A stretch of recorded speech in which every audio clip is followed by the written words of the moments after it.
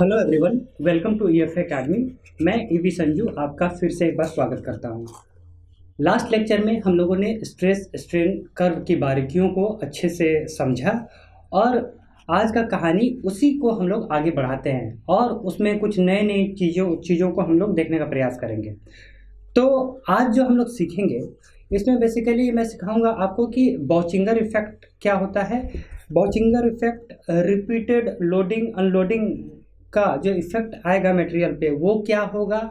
फिर इसी में आप सीखेंगे जो डैम्पिंग कॉफिशिएंट क्या होता है और इससे पता चलेगा कि जो ग्रे कास्ट आयरन है उसको हम लोग जो मशीन है उसका बेड में क्यों यूज होता है, क्योंकि उसका डैम्पिंग जो होता है डैम्पिंग कैपेसिटी अच्छा होता है। तो ऐसा क्या होता है ये आपको उसमें सीखने को मिलेगा। फिर आगे चल के हम लोग प्रूफ स्ट्रेस के बारे में जानेंगे और भी अलग अलग अच्छे अच्छे चीज़ें हैं जो आज आपको सीखने को मिलेगा। तो इससे पहले कि हम आज का लेक्चर शुरू करें, मैं 2 मिनट आपका लूँगा जिसमें मैं जो लास्ट लेक्चर में हमने जो पढ़ा उसको 2 मिनट में मैं समराइज़ करूँगा ताकि कल की चीज़ें आज अच्छे से जुड़ सकें। तो हम लोगों ने स्ट्रेस स्ट्रेन डायग्राम ड्रॉ किया था फॉर माइल्ड स्टील स्पेसिमेन। अब आपको पता है कि माइल्ड स्टील पर ही क्यों, ये आप बहुत अच्छे से जानते हैं, आपको पता है। तो अब मैं 2 मिनट सिर्फ लूँ और आपको समझा दूँ कि आपने क्या सीखा था। उसमें हमने जो मेरा वाई एक्सिस था स्ट्रेस का था और ये मेरा स्ट्रेन का था, ये एप्सिलॉन। उसके बाद जो मेरा जो मटेरियल पे जब हम लोडिंग कर रहे थे तो सबसे पहले ये मेरा 0 पॉइंट था, ठीक है। 0 पॉइंट से जो इनिशियल लोडिंग, इनिशियली जब मटेरियल को हम लोड करते हैं तो अप टू सर्टेन लिमिट से पॉइंट ए, जैसा कि हम लोग ने डिनोट किया था पॉइंट ए तक, यहाँ तक जब हम लोडिंग करते हैं तो ये होता है कि जो load that is stress is proportional to strain which is produce on the body. मतलब यहाँ पर मेरा लीनियर रिलेशनशिप एग्जिस्ट करता है, ठीक है। इसको हमने रिप्रेजेंट किया था पॉइंट ए से, ठीक है जी। अब जब इसके बियॉन्ड जब हम लोग लोडिंग करते थे up to point B, limit of proportionality जो कि मेरा वो ए मेरा हुक्स लॉ वैलिड होता था इस रीजन पे, यहाँ पर इसके बाद हुक्स लॉ डिसमिस हो जाएगा। बट मटेरियल इलास्टिक अभी भी रहेगा, बट ये जो कर्व है आपका ये स्ट्रेट लाइन नहीं होगा, हल्का सा कर्व हो जाएगा, ठीक है। हल्का सा ये स्ट्रेट लाइन का बिहेवियर, यहाँ से तो ये बिल्कुल स्ट्रेट लाइन आपका था, फिर हल्का सा ये कर्व और ये बी पॉइंट पहुंचा आपका, ठीक है। बी पॉइंट और ये बी पॉइंट को मैंने बोला था कि ये मेरा इलास्टिक पॉइंट है। इलास्टिक पॉइंट के ऊपर जब उसके बियॉन्ड, जब मतलब यहाँ तक जब आप लोडिंग करोगे और जब अनलोड करोगे आप तो मटेरियल अपना ओरिजिनल शेप को रिगेन कर लेगा।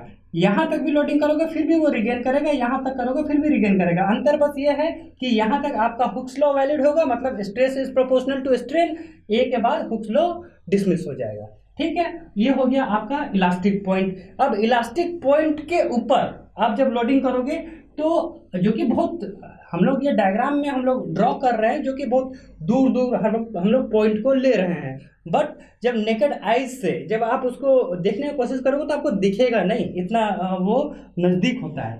तो उसके बाद जो आपका पॉइंट मिला था भाई, ये सी पॉइंट मिला था जिसको मैंने बोला था अपर एल पॉइंट। हाँ, और ये अपर एल पॉइंट फिनोमेना क्यों होता है मटेरियल में ये आपको बखूबी पता है, हम लोगों ने समझा था। डिसलोकेशन जो वॉइड जो डिसलोकेशन किस तरह से मूव होता है, फिर उसमें हम लोगों ने क्या क्वार्टरल एटमॉस्फेयर समझा था, है ना।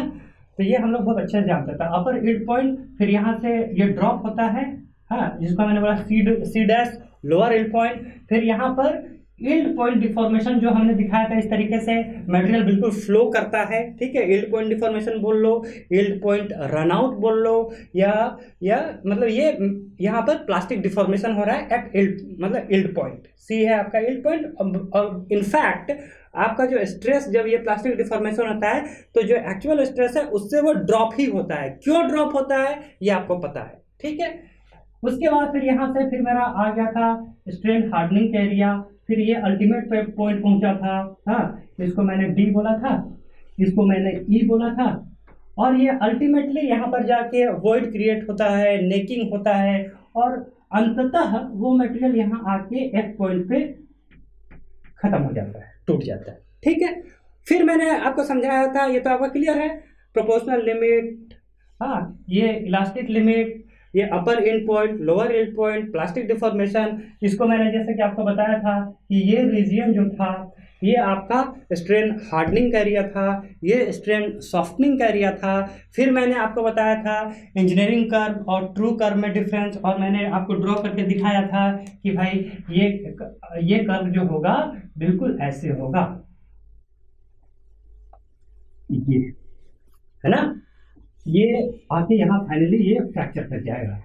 तो मैंने बोला था कि ये वाला जो है ये आपका इंजीनियरिंग कर्व है, ये आपका ट्रू कर्व है। क्या डिफरेंस है आपको पता है, मैंने मोटा मोटी कुछ बेसिक डिफरेंस आपको बताया था कि इसका स्लोप हमेशा पॉजिटिव होगा ट्रू कर्व का, इसका नेगेटिव स्लोप होगा, अल्टीमेटली यहाँ 0 होगा, और ये इस तरह से रिड्यूस क्यों होता है आपको पता है, और आके ये फ्रैक्चर करेगा। ठीक है, अच्छा, फिर हम लोग समझे थे जो बॉचिंगर साहब ने जो एक्सपेरिमेंट किया था 1887 में, जिसमें हम लोगों ने समझा स्ट्रेन एजिंग फिनोमेना क्या होता है। वो क्या था कि जब हम लोग उसको जो मटेरियल को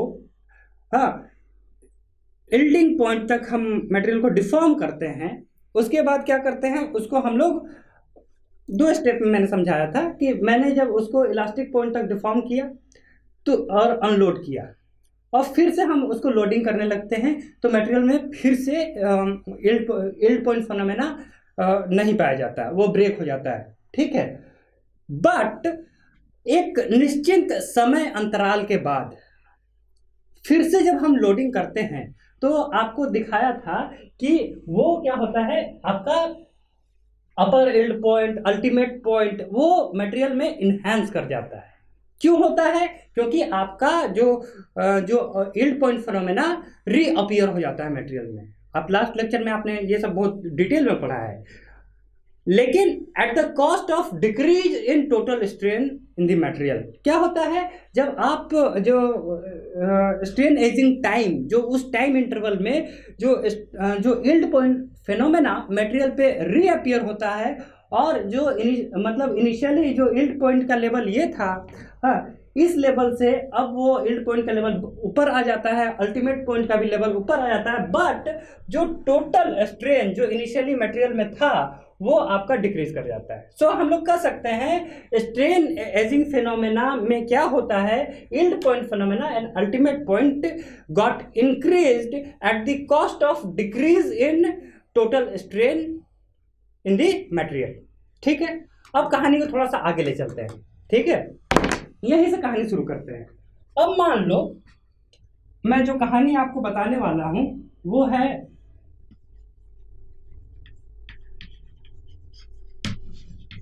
रिपीटेड लोडिंग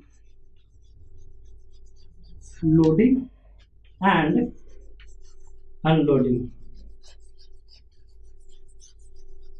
ये कैसे होगा, तो ग्राफ में रहने देता हूं, मैं ये करता हूं, यहां से इसको हटाओ, यहां से हटाओ।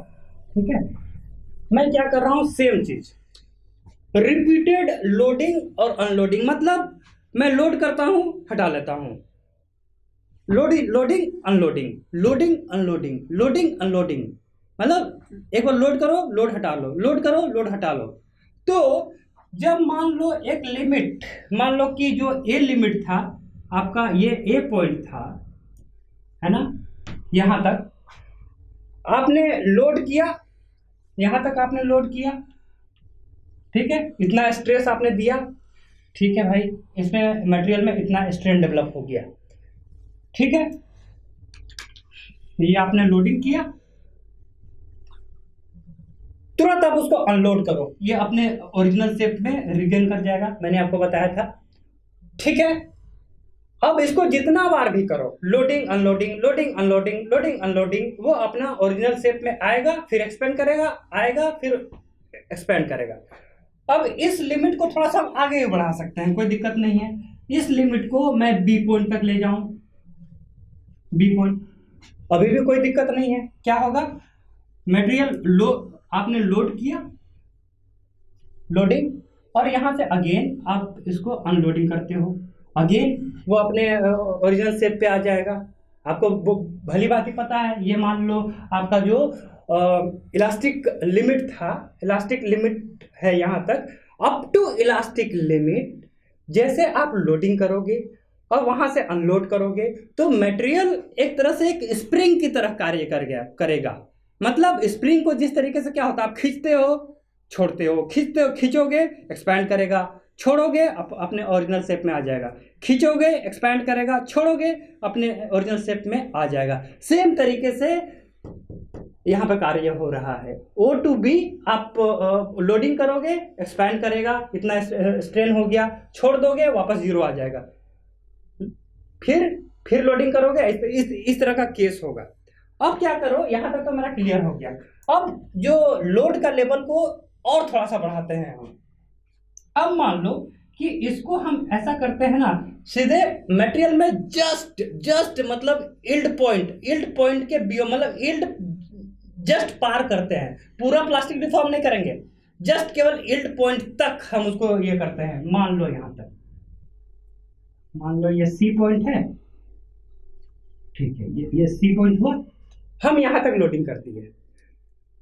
जो इलास्टिक पॉइंट के परे जाके, जो मान लो इलास्टिक पॉइंट के परे चले जाएंगे, उसके आगे तक हम लोड करें, यहां तक लोड किए सी तक, और सी से फिर हम मटेरियल अनलोड कर दिए। तो जैसा मैंने आपको बताया था कि बी पॉइंट तक तो क्या है, बी पॉइंट तक मटेरियल अपना ओरिजिनल शेप में वापस आ जाएगा, बट बी पॉइंट के परे जैसे आप जाओगे, उसके बाद आप जब छोड़ोगे तो क्या होगा, ये होगा, ये इस तरीके से अनलोडिंग होगी, ये, और इस तरीके से यहां पर एक आपको पता है कि ये जो होगा, ये इसको हम लोग लास्ट लेक्चर में भी समझे, इसको परमानेंट सेट बोलते हैं, जो कि मटेरियल में स्टोर हो जाएगा। परमानेंट सेट क्या मतलब, permanent deformation, permanent strain that got stored in the body, है ना, वो रिलीज नहीं होगा बी पॉइंट के बाद जब जाके करते हैं तो। और एक चीज आपको ध्यान देना है कि ये आपका लोडिंग कर्व है, मतलब ये इलास्टिक जोन ये हुआ, मतलब जो अनलोडिंग ये हुआ आपका अनलोडिंग ग्राफ। आप ये किए, मान लो कि यहाँ तक लोड करने के बाद आप उसको अनलोड किए हो, ठीक है। मान लो कि ये डी पॉइंट है, कोई डी पॉइंट, डी से मान लो ये ई हुआ और ये एफ हुआ, ठीक है जी, या बल्कि इसको कैपिटल एफ लिखो, एफ पॉइंट, ठीक है। जब आपने अनलोड किया तो मटेरियल अगेन अपना मतलब लोड जीरो हो गया, बट कुछ स्ट्रेन, कुछ परमानेंट सेट वो मटेरियल में स्टोर हो गया, ठीक है। तुरंत आप मतलब हम लोग क्या स्टडी कर रहे हैं, repeated loading then again reloading. अब एक चीज ध्यान देना है कि जो इलास्टिक जो कर्व है, इलास्टिक का उसका जो स्लोप है, उसके अप्रोक्सीमेटली ये पैरेलल होगा। जब आप अनलोड करोगे तो इसके अप्रोक्सीमेटली पैरेलल होगा, ठीक है। अब इसको तुरंत आप फिर से रिलोड करो तो क्या होगा, जो वो पाथ फॉलो करेगा रीलोडिंग, वो इससे स्लाइटली डिफरेंट होगा। वो कैसे होगा, वो ऐसे होगा,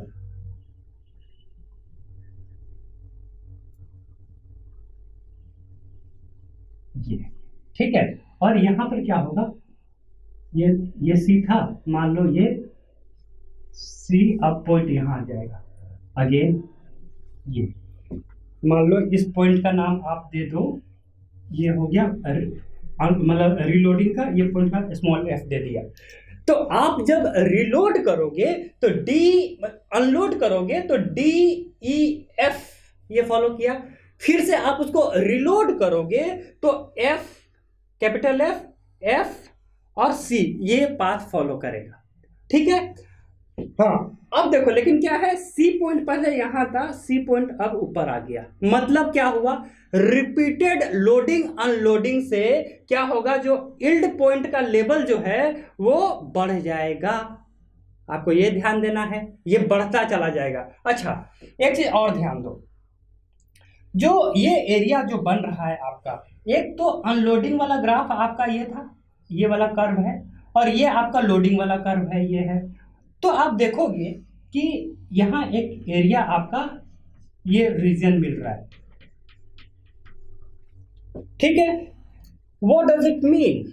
ये एरिया रिप्रेजेंट करता है that this area represents the transformation of mechanical energy, जो मतलब लोडिंग और अनलोडिंग वो हुआ mechanical energy, that got transformed in form of heat energy, और वो हीट एनर्जी मटेरियल में एब्जॉर्ब हो जाएगा।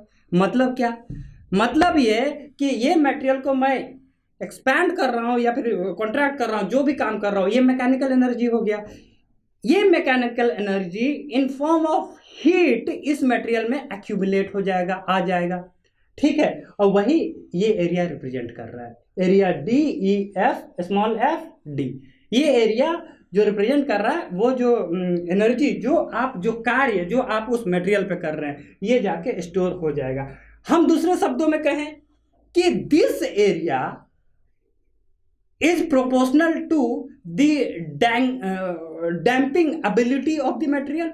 मतलब ये एरिया जितना ज्यादा होगा, है ना, मतलब ये एरिया जितना ज्यादा होगा, इससे ये तात्पर्य है कि एरिया ज्यादा होगा, इसका मतलब कि मटेरियल ज्यादा से ज्यादा मैकेनिकल एनर्जी को हीट के फॉर्म में एब्जॉर्ब कर सकता है। इसका मतलब ये हो गया कि जैसे अब आपको आंसर मिल जाएगा कि ग्रे कास्ट आयरन या कास्ट आयरन का जो आप देखते हैं कि मशीन जो जैसे मशीन में कंटिन्यूअस वाइब्रेशंस होता है ना।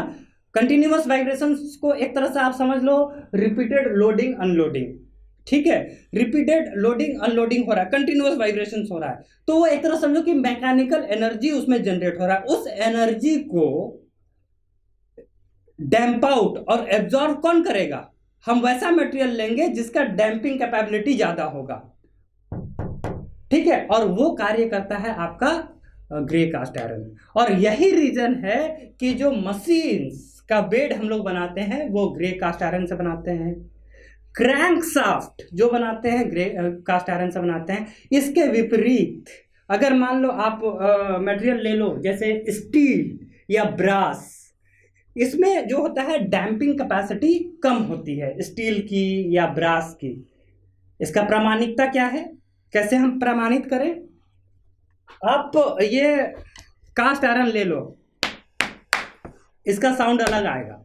आप स्टील ले लो कोई, उसका साउंड बिल्कुल अलग आएगा। मतलब क्या हो रहा है, जब मैकेनिकल एनर्जी आप दे रहे हो, मतलब लोडिंग कर रहे हो या वो मटेरियल पे जब आप लोड कर रहे हो, उस लोड को अगर वो एब्जॉर्ब कर ले रहा है इन फॉर्म ऑफ हीट, तो मतलब उसको डैम्प आउट कर दे रहा है उस तरह का जो वाइब्रेशंस या उसको। लेकिन अगर वो डैम्प नहीं कर पा रहा है in case of steel and brass, तब क्या होगा, वो आपको सुनाई देगा कानों में। क्या सुनाई देगा? जो साउंड के फॉर्म में सुनाई देगा या वाइब्रेशंस होगा। अगर मान लो जो मशीन है, मशीन के नीचे हम स्टील का प्लेट डाल दें या ब्रास का प्लेट डाल दें, तो क्या होगा? वाइब्रेशन डैम्प आउट होगा क्या? बिल्कुल नहीं होगा। वो वाइब्रेशन तुमको फील होगा, और दूसरा क्या फील होगा? आपको साउंड, है ना, वाइब्रेशन वो उस तरह का साउंड आपको सुनाई देगा कानों पे। क्लियर है? तो ये हो गया, आपको इससे आप ये कर सकते हैं इस कर्व से। तो हाँ, ये हो गया। अब मैं यहाँ क्या बता सकता हूँ आपको? हाँ, अब थोड़ा सा क्या करते हैं, ये लोडिंग का जो लिमिट है, अब तो अभी तक तो मैंने क्या किया, काम करो, यहाँ तक तो आपको समझ में आ गया। इसको मैं यहाँ तक मिटा देता हूँ, ये आपको समझ में आ गया, ठीक है। अब मैं क्या करता हूँ, मटेरियल को उसका थोड़ा सा लिमिट को और बढ़ाते हैं, लोडिंग अनलोडिंग का। तो मटेरियल जब ये इस तरह का प्लास्टिक डिफॉर्मेशन हो गया, ठीक है, प्लास्टिक डिफॉर्मेशन हो गया, उसके बाद क्या होता है कि जैसा कि आपको पता है कि इसमें एक स्ट्रेन एजिंग फिनोमेना होता है। स्ट्रेन एजिंग फिनोमेना क्या है? जब आप उतना अंतराल के बाद स्ट्रेन एजिंग टाइम उसमें देते हैं, मतलब महीना भर आप देते हैं, और मतलब जो स्ट्रेन फील्ड या क्वार्टरल एटमॉस्फेयर जो डेवलप होता है उसको रीअपियर होने के लिए आप समय देते हैं यील्ड पॉइंट को। तो जब रीअपियर हो जाता है और 1 महीना के बाद जब आप फिर से लोड करते हैं तो अपर यील्ड पॉइंट फिनोमेना या अल्टीमेट पॉइंट फिनोमेना, जैसा मैंने शुरुआत में बताया था, वो बहुत ज्यादा बढ़ जाता है। तो इसको तो हम स्ट्रेन एजिंग फिनोमेना बोलते हैं। लेकिन अगर मान लो उतना समय आप ना दो, आप यहां तक ये किए, 1 मिनट,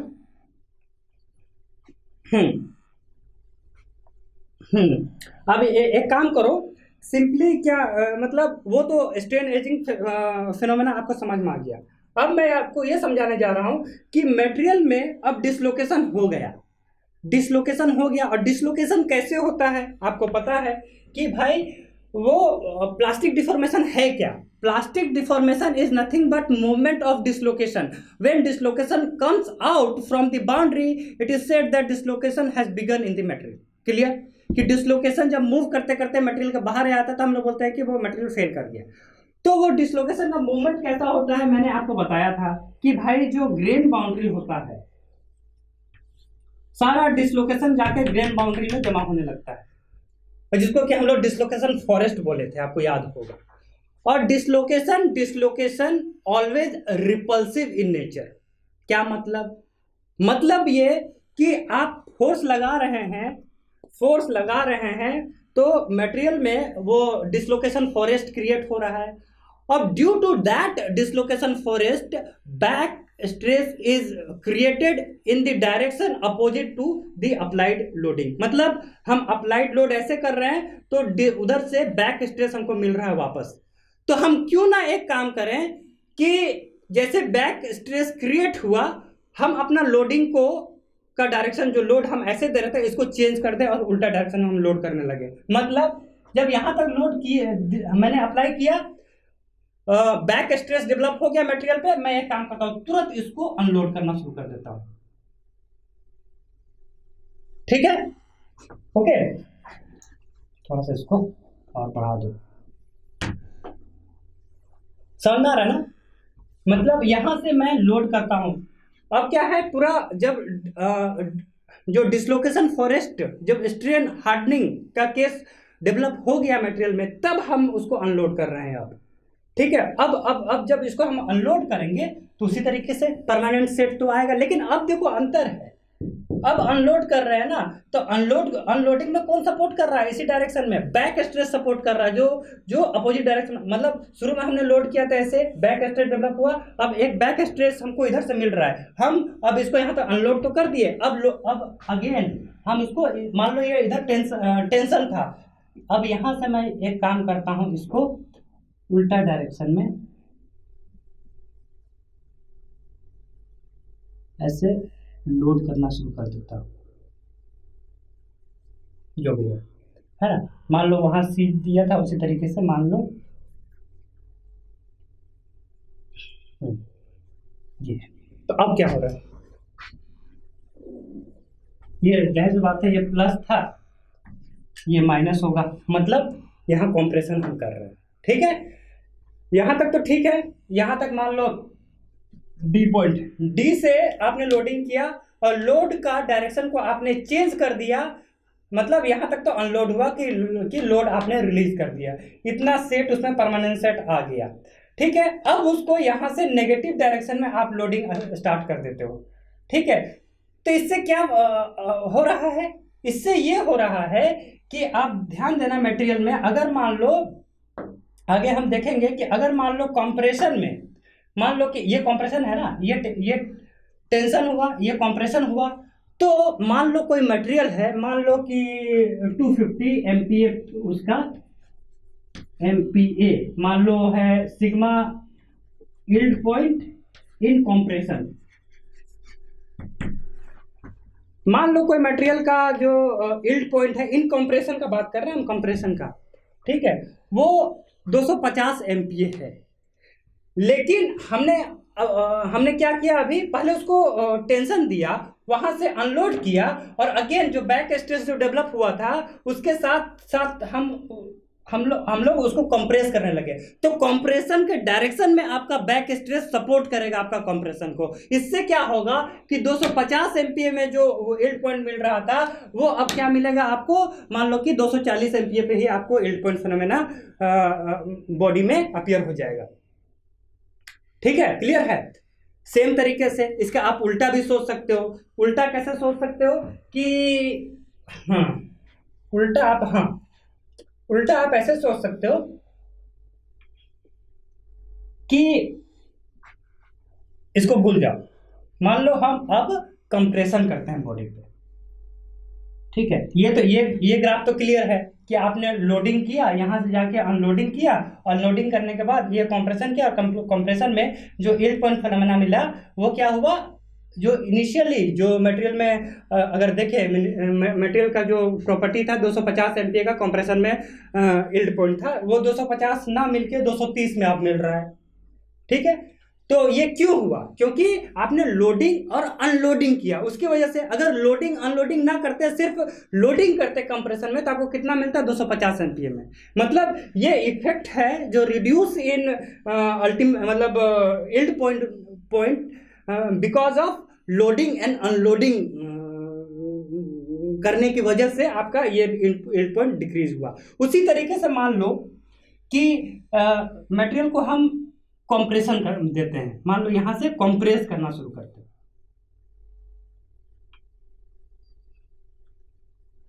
जो भी इस तरह का ग्राफ मिला। ठीक है, और मान लो सी है। हाँ, तो अगर ये माइल्ड स्टील है, माइल्ड स्टील में आप देखोगे कि ये करीब 263 होता है कंप्रेशन में, और ये टेंशन में 250 होता है। अभी हम बताएंगे, वो सब डेटा आपको मिल जाएगा। अगर मान लो ये माइल्ड स्टील है तो ये होना चाहिए, ये तो चलो माइल्ड स्टील है, तो मैं बता ही दे रहा हूं कि ये 263 एमपीए पे ये यील्ड पॉइंट मिलेगा कंप्रेशन पे। मतलब यहां से आपको ये सारा आपका पीडीएफ में आपको मिल जाएगा डेटा। तो ये आपका सिग्मा यील्ड पॉइंट कंप्रेशन ये आएगा 263 एमपीए। ठीक है, और अगर हम लोग माइल्ड स्टील का ही बात करें तो जब अब ये टेंशन था तो ये आएगा 250 एमपीए। इतना है डेटा, स्टैंडर्ड डेटा है, इतना ही होता है। ठीक है, तो लोडिंग अनलोडिंग से क्या हुआ था कि आपने लोड किया 250 एमपीए पे यील्ड पॉइंट मिला, वहां से अनलोड किया तो पता चला कि ये 230 पे ही मान लो कि यील्डिंग हो गया कंप्रेशन में। 230 होना कितना चाहिए था, अगर स्टैंडर्ड 263 पे हो रहा था, लेकिन लोडिंग अनलोडिंग बैक स्ट्रेस के सपोर्ट से आपने फिर कंप्रेशन किया, इसलिए ये 230 पे हुआ। ठीक है, दूसरा अब एक काम करते हैं, मटेरियल को हम लोड कर रहे हैं अपोजिट डायरेक्शन में, मतलब उसको हम कंप्रेशन दे रहे हैं, तो ये आ रहा है। अब अच्छा, एक चीज आप और ध्यान देना कि हमने इसका जो स्लोप होता था इलास्टिक कर्व का, उसका स्लोप को मैंने आपको दिखाया था, वो that slope is nothing but Young's modulus of elasticity. और आपको लास्ट लेक्चर में मैंने ये भी बताया था कि Young's modulus of elasticity in case of steel is same for tension as well as in compression. आपको मैंने बताया था कि टेंशन और कंप्रेशन में ई का वैल्यू कांस्टेंट होगा। इसलिए मैंने क्या किया, देखो एक चीज कि जो स्लोप आपका टेंशन का टाइप में था, उसी स्लोप पे मैंने ये ग्राफ ड्रॉ किया है। क्लियर है, मिस्टेक मत करना, ये चीज स्लोप का डिफरेंस नहीं मिलेगा यहाँ पे, एकदम बिल्कुल वही सेम स्लोप मिलेगा। कितना पे यील्डिंग होगा, अगर ये एमएस का है तो हाँ 263 एमपीए पे होगा। ठीक है, अब एक काम करो, यहां से इसको अगेन जो कंप्रेशन था उसको आप अनलोड करो। तो अनलोड करोगे तो कुछ मान लो इस तरह से अनलोडिंग हुआ। ठीक है, कंप्रेशन में अनलोडिंग हुआ। अगेन जब जिस तरीके से कंप्रेशन पे आप किए हो यहाँ पर उसी तरीके से बैक स्ट्रेस डेवलप होगा। अब क्या करो, इसको उल्टा डायरेक्शन में आप लोडिंग करना शुरू कर दो। तो मतलब है कि आप ये कर रहे हो। ठीक है, तो अब क्या हो रहा है, देखो कि ये 260 में तो ये ठीक है, कंप्रेशन में यील्डिंग हो गया, लेकिन अब यहाँ बैक स्ट्रेस डेवलप हुआ अपोजिट साइड में। अब उसको आपने अनलोड किया, अब उसको आप टेंसाइल लोड उसमें लगाना आप शुरू कर दो। तो अब क्या हो रहा है, 250 पे मिलना चाहिए था यील्ड पॉइंट, लेकिन वो क्या मिलेगा, मान लो ये मिलेगा मान लो 220 पे, 220 पे मान लो मिल रहा है। तो क्या हो रहा है, मतलब this phenomena phenomena by which yield strength of the material got increased in the direction of वो प्लास्टिक डिफॉर्मेशन, मतलब जब जब लोड मतलब टेंसाइल लोडिंग जब आप कर रहे हो, नहीं दोनों चीज, एक मिनट रुक जाओ, एक सेकेंड। तो ये आते हैं, एक करके आते हैं। तो इस तरीके से जो आपका लोडिंग और अनलोडिंग में जो यील्ड पॉइंट का जो पॉइंट है वो यील्ड स्ट्रेंथ, मान लो कि जो कंप्रेशन में कितना होना चाहिए था 263, लेकिन रिड्यूस होके ये कितना हो गया 230 हो गया। हाँ, उसी तरीके से मान लो मैंने कंप्रेशन किया और कंप्रेशन में करने के बाद जब मैं लोडिंग करता हूँ अगेन तो ये 220 आ रहा है, मतलब आपका यील्ड पॉइंट का जो वैल्यू है वो डिक्रीज कर जा रहा है। ठीक है, जितना होना चाहिए वो डिक्रीज कर जा रहा है। वो क्यों हो डिक्रीज कर रहा है, आपको वो कंडीशन समझ में आ रहा है कि बैक स्ट्रेस डेवलप होता है और बैक स्ट्रेस का सपोर्ट से जब हम जब लोडिंग करने लगते हैं तो जो यील्ड पॉइंट फिनोमेना, मतलब यील्ड पॉइंट का जो लेवल है वो डिक्रीज कर जाता है। इस फिनोमेना को ही हम लोग बॉचिंगर इफेक्ट करते हैं। ठीक है, ओके। जब आप, चलो ठीक है, यहाँ पर मैंने ये किया था कि आपको ये एक डेटा समझाया था 250 to 263, उसको भी हम लोग समझ ही लेते हैं कि आपको काम आएगा माइल्ड स्टील या कास्ट आयरन के लिए। यहाँ तक तो क्लियर है ना? बाकी एक बार आप जो आपका जो पीडीएफ नोट्स है वो आप पढ़ेंगे सारा। मैं एग्जैक्टली उसी तरीके से आपको पीडीएफ दूंगा और पीडीएफ में जो कॉन्सेप्ट का फ्लो होगा एग्जैक्टली सेम वे में होगा जो मैं आपको पढ़ा रहा हूँ। तो आप जैसे आप पीडीएफ पढ़ेंगे तो चीज़ें ऑटोमेटिकली जुड़ जाएगी, दोबारा आपको पढ़ने की जरूरत नहीं पड़ेगी। ठीक है, अब चीज़ों को थोड़ा सा आगे ले चलते हैं।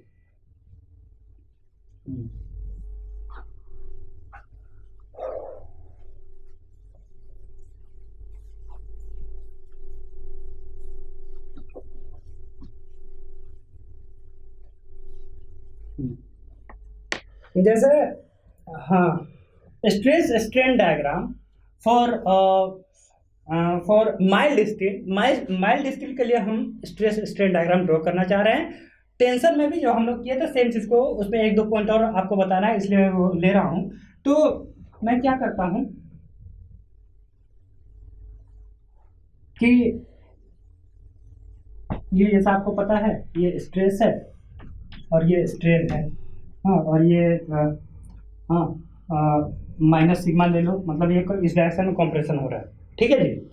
तो मैं क्या मैंने जैसा आपको बताया कि भाई ये है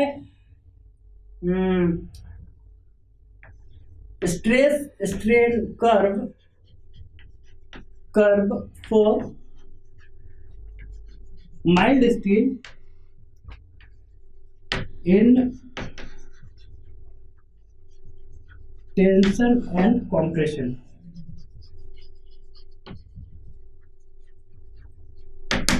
ठीक है, दोनों को हम यहाँ ड्रॉ करके देखते हैं क्या। सेम चीज, ये तो आपको पता ही है कि मान लो ये आया अपर यील्ड पॉइंट, ठीक है, तो ये मान लो ये था सिग्मा यील्ड पॉइंट।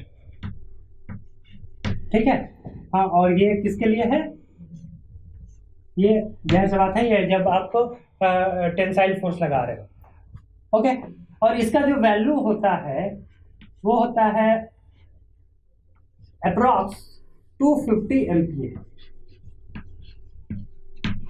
ठीक है, दूसरा, जैसा मैंने आपको बताया था कि माइल्ड स्टील के केस में जो यंग्स मॉडुलस है that is E is same for tension as well as in compression. तो इसका मतलब क्या हुआ, इसका मतलब यह हुआ कि जितना स्लोप हमको इस डायरेक्शन में मिला था, मतलब यही तो है मेरा E का वैल्यू, ये स्लोप, तो सेम स्लोप होगा कॉम्प्रेशन के लिए। ठीक है,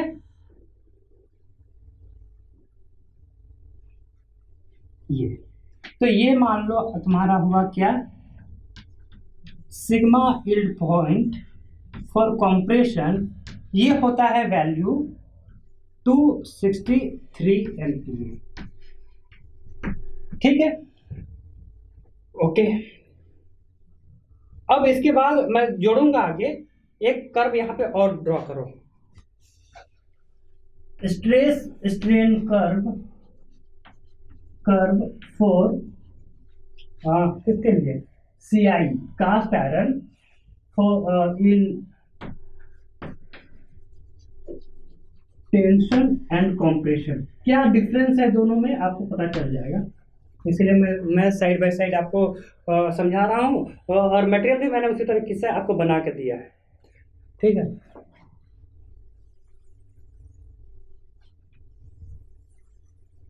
तो सेम ये स्ट्रेस है और ये आपका माइनस ये स्ट्रेन है।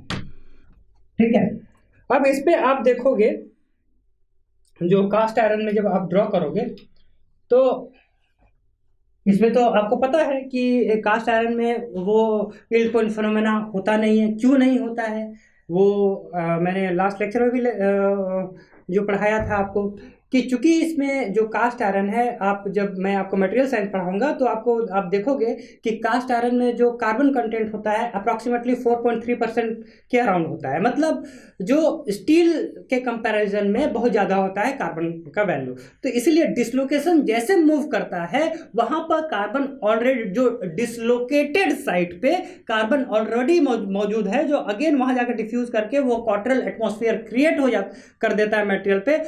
तो क्या होता है कि वो जो आपको जो माइल्ड स्टील के केस में क्या होता है ना, इस तरह का ड्रॉप आपका कास्ट आयरन में नहीं होता है। इसीलिए वो कास्ट आयरन जो होता है सीधे आता है यहाँ पे आके सीधे जाके यह ब्रेक होता है। क्लियर है, वहां पे उस तरह का यील्डिंग का केस होता ही नहीं। ठीक है, तो ये केस हो गया, हाँ कास्ट आयरन के लिए कर रहे हैं। ठीक है, तो ये यहाँ आकर सीधे आपको मटेरियल ब्रिटल फ्रैक्चर होता है। इसमें कैसा फ्रैक्चर होता है, इसमें डक्टाइल फ्रैक्चर होता है। माइल्ड स्टील में डक्टाइल फ्रैक्चर होता है, इसमें आपका ब्रिटल फ्रैक्चर होता है। ठीक है, हाँ। अब ये तो हुआ आपका टेंशन का केस। टेंशन का केस में डेटा मैं लिख ही देता हूँ। सिग्मा यील्ड पॉइंट जो होता है इन टेंशन, ये होता है अप्रॉक्स 145 MPa। ठीक है जी, अच्छा। जब मैं इसको जब कंप्रेशन का केस में मैं अगर लूं तो ये होता है कुछ इस तरीके से, आके यहाँ आके ब्रेक किया मान लो, और ये होता है सिग्मा यील्ड पॉइंट। हाँ, कंप्रेशन का केस में ये होता है करीब 485 MPa। ठीक है, अब देखो दो तीन डिफरेंस जो आपको बिल्कुल समझना चाहिए और हमेशा आपके दिमाग में बैठा होना चाहिए। क्या? दो डिफरेंस, बिल्कुल बेसिक डिफरेंस। मैंने एक ग्राफ यहाँ ड्रॉ किया कि भाई कि देखो इसका स्लोप और इसका स्लोप बिल्कुल सेम है। मैंने देखो ये स्लोप यहाँ मेरा डिफरेंस है, इसका स्लोप कुछ और है, इसका स्लोप कुछ और है। टेंशन के केस में स्लोप कुछ और है, कंप्रेशन के केस में स्लोप कुछ है। और इससे हम क्या इंटरप्रेट कर सकते हैं? इससे ये कर सकते हैं कि माइल्ड स्टील में तो हमने बोल दिया कि Young's modulus of elasticity is same for tension as well as in compression, but in case of cast iron हम लोग ये नहीं बोल सकते। हम लोग ये नहीं बोल सकते कि दोनों सेम है। क्यों नहीं बोल सकते? क्योंकि दोनों का स्लोप भी देखो बिल्कुल डिफरेंस है स्लोप में। मतलब E और Young's modulus of elasticity for जो tensile test in case of, मतलब जब आप टेंशन कर रहे हो बॉडी पे, that will be different when you perform test in मतलब when you apply compressive load in the material। वैसे जब टेंशन के केस में E का वैल्यू और कंप्रेशन के केस में E का वैल्यू दोनों डिफरेंट होगा, वो आपको इस ग्राफ से ही पता चल रहा है। ठीक है, एक तो ये डिफरेंस हो गया। दूसरा आप देखो कि sigma yield point for tension is approximately equal to, हम लोग मान सकते हैं sigma yield point for compression and, है ना, क्योंकि ये था 250 है, ये 263 है, तो हम लोग मान सकते हैं कि भाई ये मोटा मोटी सेम है। यंग्स मॉडुलस ऑफ इलास्टिसिटी भी सेम है, और हम लोग कंफर्टेबली ये भी मान लिए कि भाई यील्ड पॉइंट भी है, मोटा मोटी सेम है। लेकिन आप यहाँ देखो, यहाँ पर क्या है, Young's modulus of elasticity is different in tension and in compression, number 1। Number 2, sigma yield point compression is greater than sigma yield point in tension। Clear है? सिग्मा yield point compression है 485, that will be greater than sigma yield point जो 145। Clear है? तो ये आपको बिल्कुल ध्यान देना है, और ये आपका दिमाग में, जहन में हमेशा बैठा होना चाहिए। अच्छा, यहाँ पर 1-2 पॉइंट और मैं आपको बता सकता हूँ। आप जब ध्यान दोगे कि आपके आजू बाजू में आप, या फिर आप इंजीनियर हो या सिविल इंजीनियरिंग जो पढ़ रहे हैं, उनको बहुत अच्छे से पता होगा कि जब जैसे ये पूल का या पूल मतलब मान लो कि कोई उस तरह से बड़ा स्ट्रक्चर बनता है ना, या बड़ा बिल्डिंग बन रहा हो, या बड़ा कनाल बन रहा हो, कहीं पर भी हमेशा जो स्टील का सरिया उस पर डाला जाता है। ठीक है, स्टील और कंक्रीट को मिक्स करके, है ना, हम लोग स्ट्रक्चर तैयार करते हैं, बीम तैयार करते हैं। ऐसा क्यों करते हैं? देखो, जो अल्फा एक होता है, अल्फा, जिसको क्या बोलते हैं, कोफिशिएंट ऑफ थर्मल एक्सपेंशन। ठीक है, अगर मान लो coefficient of thermal expansion of MS का बात करें, माइल्ड स्टील का, वो होता है 12 इंटू 10⁻⁻6 प्रति डिग्री सेंटीग्रेड। ठीक है, coefficient of thermal expansion of steel is 12 into 10⁻6 पर डिग्री सेंटीग्रेड। और जो कोफिशिएंट ऑफ कंक्रीट इज, ये भी आपका यही होता है अप्रॉक्सीमेटली, मोटा मोटी, एग्जैक्ट तो नहीं होगा, मतलब अप्रॉक्सीमेटली बिल्कुल सेम होता है 12 इंटू 10⁻⁻6। इससे क्या होगा, जब मान लीजिए कि कोफिशिएंट ऑफ थर्मल एक्सपेंशन किसी मटेरियल का सेम होगा, इसका मतलब क्या है, इसका अगर हम दूसरे शब्दों में कहें कि भाई जो आपका बड़ा बड़ा जो स्ट्रक्चर तैयार होता है, उसमें वो स्टील का सरिया ही क्यों यूज़ करते हैं, उसकी जगह पे कुछ और क्यों नहीं यूज़ कर लेते हैं? तो आपका आंसर यहीं से मिलेगा सर, क्योंकि जो स्टील और कंक्रीट दोनों का कोफिशिएंट ऑफ थर्मल एक्सपेंशन जो होता है मोटा मोटी और अप्रॉक्सीमेटली सेम होता है, सेम रेंज होता है। इससे क्या होगा, जो डिफॉर्मेशन मिसमैच नहीं होता। मतलब जितना भी हीटिंग कंडीशन हो या जो हीटिंग कंडीशन हो, चाहे वो ठंडा गर्मी जो भी हो, तो उसमें जो एक्सपेंशन या कॉन्ट्रैक्शन जो होगा, क्योंकि जब ये आपका बीम तैयार हो गया, बीम कैसे बना, बीम बना एक स्टील से और बीम बना कंक्रीट से, दोनों के मिक्सचर से एक थर्ड प्रोडक्ट बना जिसको कि हम बीम बोल रहे हैं। तो बीम तो एक प्रोडक्ट है, मतलब एक अलग कंपोनेंट है। अब अगर हीटिंग अगर मान लो हो रहा है, गर्मी का दिन है या बहुत ठंडक है, तो पता चला कि भाई दोनों का अगर थर्मल एक्सपेंशन अलग अलग हो, अलग अलग मटेरियल हम यूज़ करें, तो एक में एक्सपेंशन कुछ और होगा और दूसरे में एक्सपेंशन कुछ और होगा। तो इससे क्या होगा, जो एक्सपेंशन मिसमैच होगा, इससे क्या होगा, स्ट्रक्चर में वो ब्रेक कर जाएगा, क्रैक हो जाएगा। लेकिन इस केस में क्या होगा, दोनों का अल्फा सेम है, स्टील जितना एक्सपैंड करेगा कंक्रीट भी आपका उतना ही एक्सपैंड करेगा या कॉन्ट्रैक्ट करेगा। ठीक है, तो आपका वो फेल नहीं होगा। दूसरा रीजन और हो सकता है कि इतना बहुत ज़्यादा यूज होने का, दूसरा रीजन ये है कि स्टील आपका रेडली अवेलेबल है, बहुत आसानी से आपको सभी जगह मिल जाता है, सस्ते दामों में मिल जाता है, इसलिए आपका स्टील ज़्यादातर यूज होता है मॉडर्न डेज में। क्लियर है? ओके, और एक दो ग्राफ मैं आपको दिखाता हूँ, उसके बाद यहाँ तक क्लियर है ना?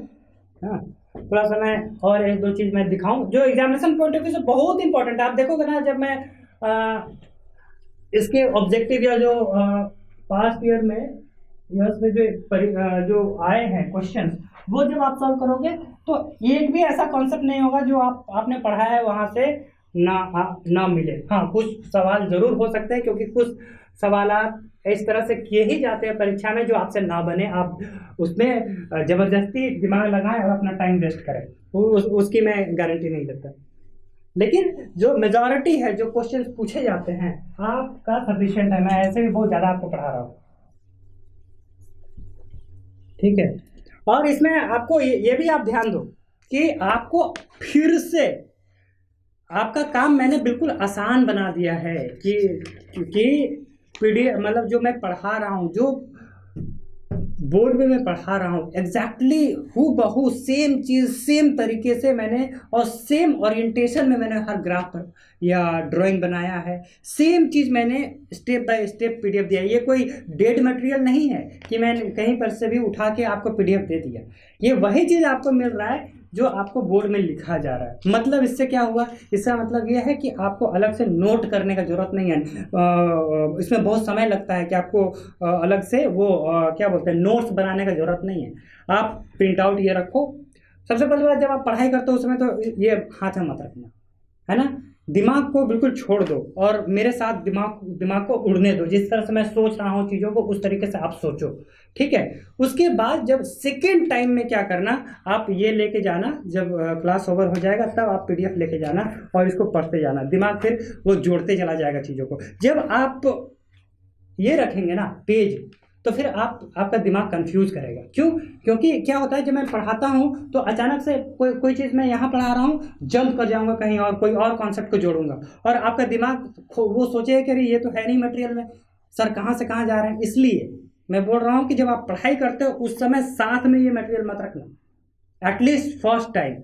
सेकेंड टाइम में फिर आप जब सेकेंड टाइम में, क्योंकि अनलिमिटेड व्यू है आपका, आप सेकेंड टाइम में जब आप पढ़ो उस समय आप जाओ साथ में, मतलब जो प्रिंट आउट है उसका साथ में आप पढ़ो। और भी बहुत अच्छे अच्छे पॉइंट्स आप खोज सकते हो। आपके पास गूगल है, आपके पास यूट्यूब है, आपके पास अच्छे अच्छे बुक्स हैं। सारे बुक्स आजकल वो पीडीएफ में मिल जाते हैं, है ना। अच्छे अच्छे वेबसाइट है, यहाँ से आपको बुक मिल जाएंगे। वहाँ से अच्छे अच्छे, जैसे मान लो कि मैंने जो ये कास्ट आयरन का बनाया, माइल्ड स्टील का बनाया, उसमें और भी कुछ क्रिटिकल पॉइंट होंगे जो हमसे मिस हो रहा है। वो आप जाके वहीं पे आप लिख सकते हो, वो पेन से, कलर पेन से वहीं पे लिख दो, तो आपका मटेरियल और अच्छा बन जाएगा। आप अलग से एक एक चीज़ को लिखने की कोशिश मत करना, क्योंकि ऐसे भी जब आप ये पीडीएफ आप सारे प्रिंट आउट करोगे तो पता चलेगा कि वो 1000 रुपये से ज़्यादा चला गया सिर्फ स्ट्रेंथ ऑफ मटेरियल, क्योंकि उसमें सब कुछ है। आप पारंगत हो जाओगे चीज़ों को। इसलिए आप सिर्फ इंजॉय करो जो मैं पढ़ा रहा हूँ और सीधे दिमाग में घुसाओ उन चीज़ों को।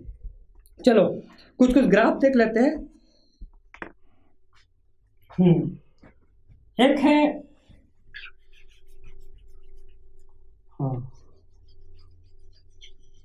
Linear and non linear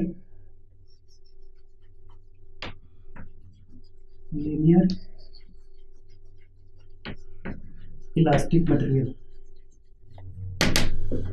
linear and non linear elastic material का ग्राफ कैसे खींच सकते हैं।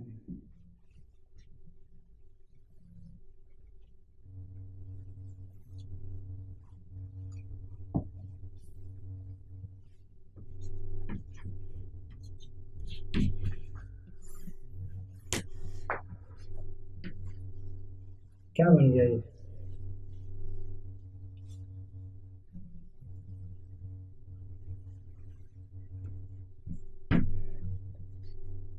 अगर मैं एक ग्राफ, ये तो खैर ये आप बता सकते हो, जैसे लीनियर इलास्टिक मटेरियल, मैंने इसको ही बोला था आपको, माइल्ड स्टील को। माइल्ड स्टील कैसा मटेरियल है? लीनियर इलास्टिक मटेरियल है, ठीक है। तो लीनियर इलास्टिक मटेरियल का क्या क्या खासियत था कि लीनियर इलास्टिक मटेरियल में जो लीनियर इलास्टिक मटेरियल का ओरिजिनल प्रॉपर्टी क्या होता है कि यंग्स मॉडुलस और हम बोले कि प्रोपोर्शनल लिमिट और जो इलास्टिक लिमिट दोनों सेम पॉइंट होगा। मतलब जो, अगर मैं उसी तरीके से जाऊं जैसा कि मैंने आपको पढ़ाया है कि ये ए पॉइंट और बी पॉइंट दोनों सेम पॉइंट पे होगा। मतलब जहां तक इलास्टिक प्रॉपर्टी है वो पूरा वहां तक आपका हुक्स लॉ वैलिड होगा, और मतलब कि वहां पर law of proportionality up to elastic point तक एग्जिस्ट करेगा, ठीक है। वो होता है लीनियर इलास्टिक मटेरियल। बाकी मटेरियल में लिखा हुआ है आपका, ये होगा लीनियर इलास्टिक मटेरियल। तो फिर सर आप ये बता रहे हो कि ए पॉइंट और बी पॉइंट दोनों सेम होता है, तो आप फिर माइल्ड स्टील को क्यों बोल रहे हो उस कैसे? अच्छा हाँ, नॉन लीनियर इलास्टिक मटेरियल का होता है ये। मान लो ये रहा ए पॉइंट और ये रहा आपका B point. Non linear elastic material में जो हुक्स लॉ कहाँ तक है? ए तक है। मतलब प्रोपोर्शनल, मतलब up to point a law of proportionality exist, और हुक्स लॉ हाँ एग्जिस्ट कर रहा है अप टू पॉइंट ए, और ए के बाद हुक्स लॉ डिसमिस कर जा रहा है, बट बी तक मेरा इलास्टिक पॉइंट है बी। तो ये केस होगा आपका नॉन लीनियर इलास्टिक मटेरियल का। तो कैसे से तो मेरा माइल्ड स्टील इसमें आना चाहिए, non linear elastic material, but उसको हम लोग लीनियर इलास्टिक मटेरियल क्यों बोलते हैं? इसलिए बोलते हैं कि ए और बी बहुत ही नजदीक होता है, वो हम लोग बनाने के लिए इस तरीके से बना देते हैं, लेकिन माइल्ड स्टील के केस में और ए और बी बिल्कुल सटा हुआ होता है। तो आप हमसे पूछ सकते हो कि सर तो ऐसा कौन सा मटेरियल होता है जिसमें मतलब क्लियरली विजिबल होता है? मैं बोल दूंगा कि आपको मैंने लास्ट में पढ़ाया था कि प्योर रबर का कुछ मैंने इस तरीके से लिया था, ऐसे आप याद कर रहे हो, ठीक है, जिसमें ए पॉइंट ये था और बी पॉइंट यहाँ पर था, ठीक है। ये प्योर रबर का केस था। इसमें बिल्कुल देखो, ये हुआ मान लो प्रोपोर्शनल लिमिट, मान लो कि ये प्रोपोर्शनल लिमिट है और उसका यहाँ तक, मतलब हुक्स लॉ वैलिड है बहुत छोटे रीजन में, और इलास्टिक पॉइंट यहाँ, तो इसको हम बोलेंगे नॉन लीनियर इलास्टिक मटेरियल, ठीक है। इसको हटा दो, हाँ ये तो आप समझते हो अभी, linear and non linear elastic material का आपने समझा। अब दूसरा आते हैं, इसको हटाओ, हाँ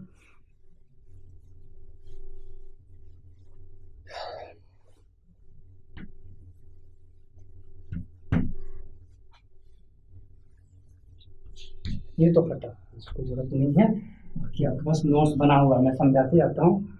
अगर मैं आइडियल सॉलिड की बात करूँ, आइडियल सॉलिड मतलब क्या कि उसमें स्ट्रेन होगा ही नहीं, और उसका आपका जो क्या होगा ना, उसका जो ग्राफ होगा वो बिल्कुल ऐसे होगा। ये ग्राफ हुआ आइडियल सॉलिड का,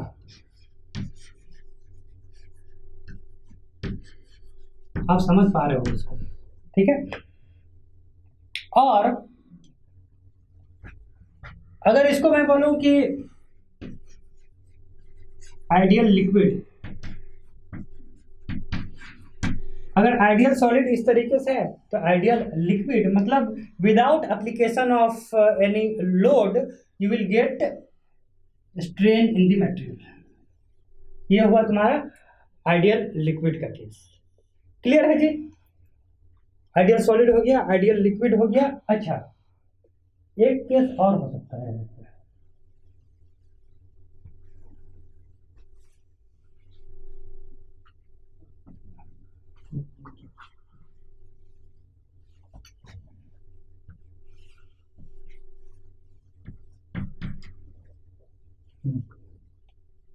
ये क्या हो जाएगा? ये आ सकता है, ये आया भी है एग्जाम में, मतलब वो आपसे जो ऑब्जेक्टिव है मल्टीपल चॉइस में पूछा जा सकता है। तो ये हुआ आपका आइडियल प्लास्टिक,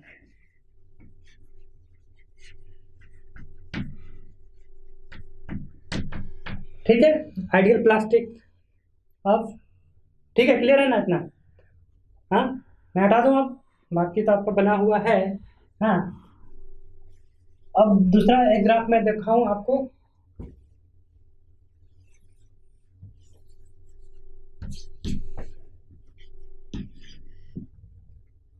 अगर मान लो इसको थोड़ा मिक्स करूं मैं,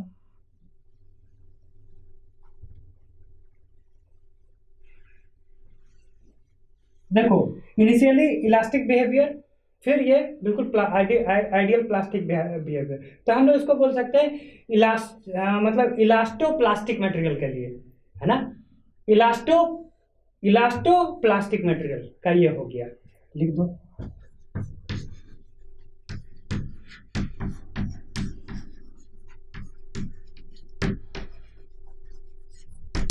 ठीक है, इलास्टोप्लास्टिक मटेरियल का। अच्छा,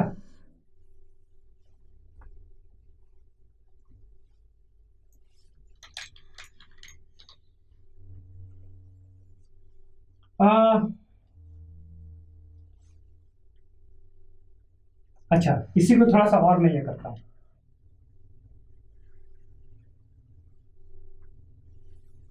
ये क्या हो जाएगा, ये हो जाएगा इलास्टोप्लास्टिक विथ स्ट्रेन हार्डनिंग। ठीक है, elastoplastic plus strain, elastoplastic with strain hardening. Strain hardening क्या होता है आपको पता है? ठीक है, इलास्टोप्लास्टिक विथ स्ट्रेन हार्डनिंग। ठीक है, इन चीज़ों को देखिए, मैं 2 मिनट पानी पी के फिर चीज़ों को मैं आगे जोड़ता हूँ और खूबसूरती से मैं समझाता हूँ आपको कि आगे हम लोग का बचा है कि प्रूफ स्ट्रेस क्या है, ये सब के बारे में मैं आपको आता हूँ 1 मिनट में।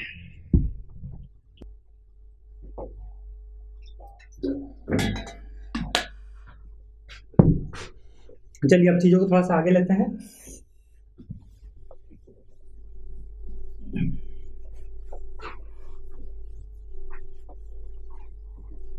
तो आपने ये समझा कि जो मेरा जैसे माइल्ड स्टील का केस, माइल्ड स्टील का केस में हमने स्ट्रेस स्ट्रेन डायग्राम ड्रॉ किया। ठीक है, जो मैं अभी आपको जो सिखाने वाला हूँ वो ये है प्रूफ स्ट्रेस।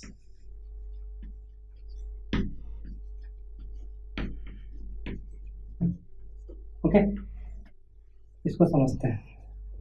तो माइल्ड स्टील के केस के लिए जब आपने, ये था मेरा स्ट्रेस और ये था मेरा स्ट्रेन, इसके लिए जब आपने स्ट्रेस स्ट्रेन डायग्राम ड्रॉ किया तो भाई ठीक है, ये मेरा पॉइंट आया ए पॉइंट मतलब प्रोपोर्शनल लिमिट, फिर मेरा आया इलास्टिक लिमिट, फिर मेरा आया अपर एंड पॉइंट और यहाँ पर लोअर एंड पॉइंट, जो आगे जो भी है इस तरीके से दिया, यहाँ से मटेरियल ब्रेक किया। ठीक है, मान लो ये ए पॉइंट, ये बी पॉइंट, ये सी पॉइंट, सी डैश। तो ये माइल्ड स्टील के केस में जो है आपका अपर यील्ड पॉइंट के बाद आपका प्लास्टिक डिफॉर्मेशन स्टार्ट हो जा रहा है, मतलब यील्ड पॉइंट के बाद प्लास्टिक डिफॉर्मेशन स्टार्ट हो जाता है किसी भी मटेरियल में। और ये यील्ड पॉइंट जो है ये क्लियरली विजिबल है कि किस पॉइंट पे यील्ड पॉइंट हो रहा है। और हमारा मतलब in strength of material our concern is mainly, जो हमारा ध्यान होता है वो होता है मतलब इस रीजन के लिए, मतलब बिफोर यील्ड पॉइंट और बिफोर इलास्टिक पॉइंट। जो हम जो भी काम करते हैं, जो इंजीनियरिंग एप्लीकेशन में जो हमारा प्रोडक्ट जो बनाते हैं वो, क्योंकि सी पॉइंट के बाद मतलब सी पॉइंट मतलब मटेरियल में यील्डिंग हो गया, इसके मतलब प्लास्टिक डिफॉर्मेशन हो गया, तो हमको क्लियरली विजिबल होना चाहिए कि किस पॉइंट पे आपका यील्डिंग मटेरियल पे हो रहा है। तो इसमें तो क्लियर है कि मेरा सी पे हो रहा है। लेकिन बहुत सारे ऐसे मटेरियल होते हैं like soft and ductile material, उसमें क्या होता है कि आपका उस तरह से क्लियरली विजिबल नहीं होता है यील्ड पॉइंट। जैसे इस तरीके का मान लो स्ट्रेस ले लिया और ये मान लो स्ट्रेन ले लिया, और ठीक है ए तक मेरा गया ऐसे ऐसे, जैसे हुआ बी पहुंचा और इस तरीके से ये क्या होता है, मटेरियल क्या होता है जाके इस तरीके से, मतलब क्या हो रहा है कि एक पॉइंट पहुंचा जो भी आपका प्रोपोर्शनल लिमिट है, और फिर मान लो कि बी मान लो कि ये तुम्हारा ए पॉइंट हो गया, ये तुम्हारा हुआ बी पॉइंट, और उस तरीके से मतलब जो सी पॉइंट है जिसको कि यील्डिंग कहाँ पे हो रहा है आपको पता ही नहीं। तो चूंकि आपको यील्ड पॉइंट तो पता होना चाहिए ना कि भाई किस पॉइंट पे मटेरियल यील्ड हो रहा है, यील्डिंग हो रहा है, उस आधार पे आप जो भी है कंपोनेंट या वो उसको डिज़ाइन करोगे।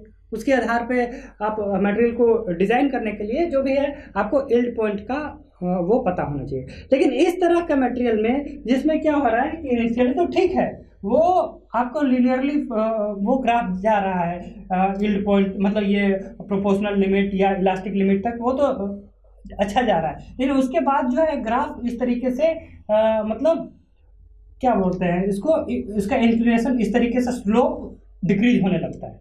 तो अब कैसे निकालोगे? तो इस तरह का मटेरियल के लिए हम लोग क्या करते हैं, स्ट्रेन इज सेट एट 0.2% का ऑफसेट लेते हैं। मतलब ये लिया कि मटेरियल में, हालांकि 0.2 लेते हैं, ये डिपेंड करता है कि वो मटेरियल, बहुत सारा मटेरियल ऐसा होता है कि बहुत हल्का सा डिफॉर्मेशन को जो होता है उसमें, और मटेरियल वो फेल कर जाता है। तो वैसे केस में हम लोग 0.1 भी लेते हैं, 0.02 भी लेते हैं, लेकिन स्टैंडर्ड जो हम लोग को परीक्षा में लिखना है या जो ये बुक्स में लिखा रहता है, ये 0.2, मतलब ये वैल्यू मैंने क्या किया, 0.2% ऑफ स्ट्रेन, 0.2% पे मैंने ले लिया एक पॉइंट, और इस पॉइंट से मैं एक लाइन ड्रॉ करता हूं। कैसा लाइन? जो इनिशियली जो आपका जो इलास्टिक कर्व था उसके पैरेलल मैं ड्रॉ करना शुरू करता हूं इस तरीके से। अब जिस पॉइंट पे ये कट करेगा, ये पॉइंट होगा आपका एंड पॉइंट, ठीक है, ये एंड पॉइंट। क्लियर है? तो मतलब क्या था कि इसमें इस तरह का मटेरियल, ये किसके लिए है, very soft and ductile material के लिए, जहां पर क्या होता है कि अप टू प्रोपोर्शनल लिमिट या इलास्टिक लिमिट, यहाँ तक तो ठीक है, मटेरियल आ रहा है, उसके बाद जो ग्राफ आपका है बिल्कुल स्लोप उसका डिक्रीज होने लगता है और क्लियरली विजिबल नहीं होता है कि यील्डिंग कहाँ पे हो रहा है। तो वैसे केस में हम लोग क्या करते हैं कि जो स्ट्रेन को 0.2% पे सेट करते हैं, टोटल स्ट्रेन जो मटेरियल पे हो रहा है उसका 0.2% लेते हैं, एक पॉइंट मिला, और उस पॉइंट से हम लोग एक स्ट्रेट लाइन ड्रॉ करना शुरू करते हैं। कितना? मतलब जो इलास्टिक कर्व है उसके पैरेलली हम ड्रॉ करते जाते हैं, और ये आके जिस पॉइंट पे इंटरसेक्शन मिलता है, ये पॉइंट होता है आपका यील्डिंग पॉइंट को डिफाइन करता है। इस तरीके से हम देख सकते हैं कि मतलब हम लोग कह सकते हैं कि because this stress is determined by some arbitrary rules. ये कोई मतलब इनहेरेंट प्रॉपर्टी नहीं है, ये एक आर्बिट्ररी रूल्स मैंने लिया कि भाई 0.2% ऑफ स्ट्रेन मैंने लेके वो लिखा, ये एग्जैक्ट नहीं है, ये आर्बिट्ररी है। So it is not an inherent property, it is not an inherent physical property of the material, और इसीलिए इसको हम लोग बोलते हैं ऑफसेट यील्ड स्ट्रेस और प्रूफ स्ट्रेस। ठीक है, ये जो यील्ड पॉइंट था ये इनहेरेंट प्रॉपर्टी है माइल्ड डिस्ट्रिक्ट के केस में, but this is not the inherent property. ठीक है, ये हम लोग एक आर्बिट्ररी रूल से हम लोग इसको डिफाइन कर रहे हैं, इसीलिए इसको ऑफसेट यील्ड स्ट्रेस बोलो या प्रूफ स्ट्रेस बोलो, एक ही चीज है। ठीक है, तो आज का जो लेक्चर है इसको हम लोग समराइज करेंगे, मतलब इसको आप चीज़ों को जोड़िए, जो एक पिक्चर बनना चाहिए, जो जैसे आप स्ट्रेस स्ट्रेन डायग्राम पढ़ रहे हो, ये एक पिक्चर बनना चाहिए। एक बार आपने स्ट्रेस स्ट्रेन डायग्राम सोचा, पूरा कहानी एक बार आपके दिमाग में आ जाना चाहिए। ठीक है, तो अब क्या करते हैं कि स्ट्रेस स्ट्रेन कर्व को, आज का लेक्चर को बस यहाँ छोड़ते हैं, और कल जो है, जो अभी तक आपने जो पढ़ा स्ट्रेस स्ट्रेन कर्व, उसमें बहुत सारी चीज़ मैंने बताया आपको, जो भी ये सारा फेनोमेना, एक एक चीज़ आप जानते हो, एक एक चीज़ को आप मॉलिक्यूलर लेवल पर जानते हो। इसको कल जो नेक्स्ट लेक्चर जो हम लोग को होगा, इसमें हम लोग बिल्कुल नए एंगल से स्ट्रेस स्ट्रेन डायग्राम को फिर देखने की कोशिश करेंगे। क्यों देखने की कोशिश करेंगे, नया एंगल की जरूरत क्यों है? इसलिए है क्योंकि मैं आपको सिखाने वाला हूँ कि स्ट्रेन एनर्जी या स्ट्रेन एनर्जी डेंसिटी ये क्या होता है और कैसे, उसको मैं अलग से नहीं पढ़ाऊंगा, इसी से इंटरलिंक करके पढ़ाऊंगा। मैंने क्या बोला, एक इमेज दिखना चाहिए इमेज आपके दिमाग में, तो स्ट्रेन एनर्जी समझेंगे, स्ट्रेन एनर्जी डेंसिटी समझेंगे, फिर रेजिलियंस समझेंगे, मॉडुलस ऑफ रेजिलियंस समझेंगे, टफनेस समझेंगे, मॉडुलस ऑफ टफनेस समझेंगे, सब निकलेगा यहाँ से ही। ठीक है, तो नेक्स्ट लेक्चर में मिलते हैं। आज के लिए थैंक यू, बाय बाय।